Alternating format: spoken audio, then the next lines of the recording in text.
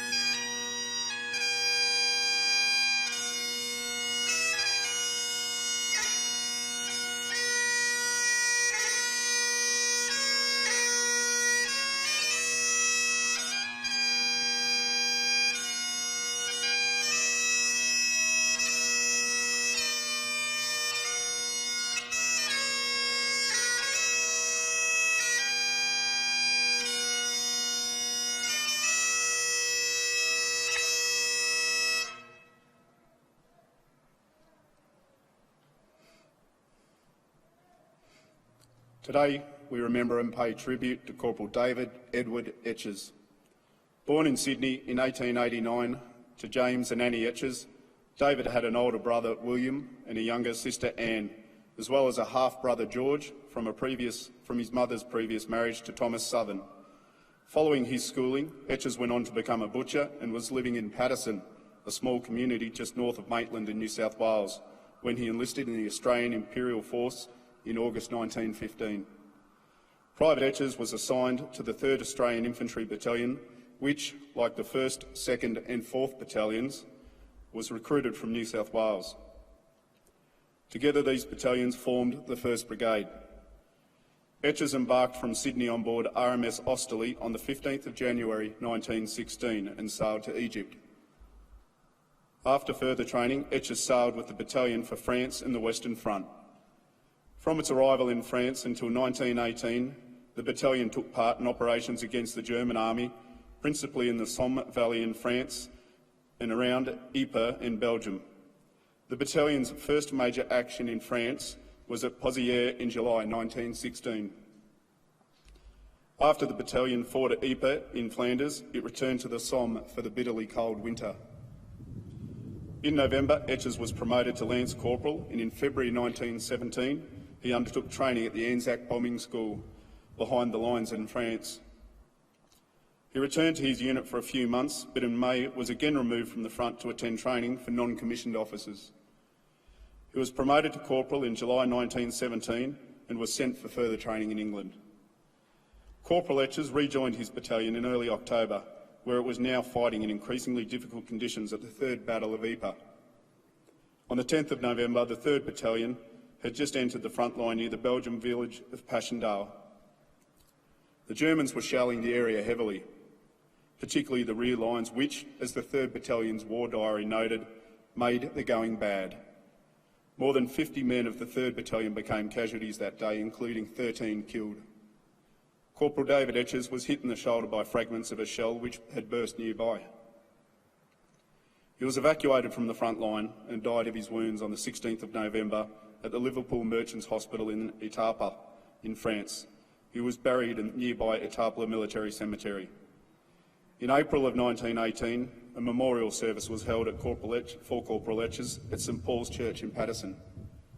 The church was draped with flags and a wreath was suspended from the altar.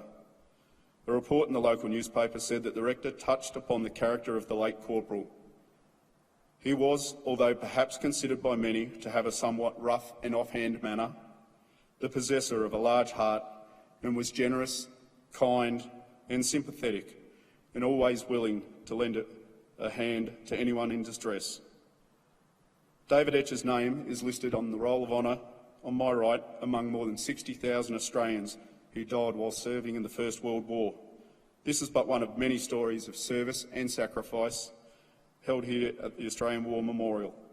We now remember Corporal David Edward Etches, who gave his life for us, for our freedoms, and in the hope of a better world.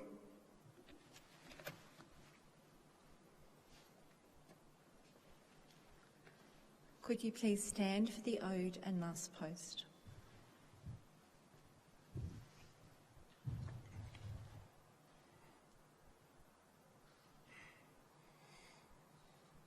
They shall grow not old, as we that are left grow old. Age shall not weary them, nor the years condemn. At the going down of the sun and in the morning, we will remember them. We will remember them.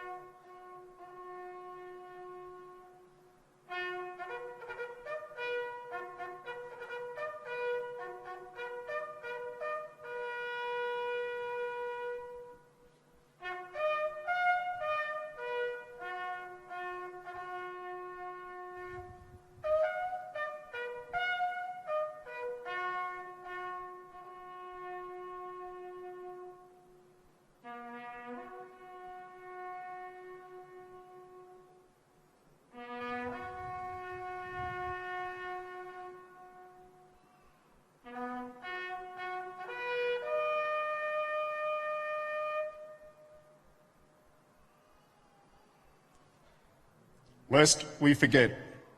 Lest we forget.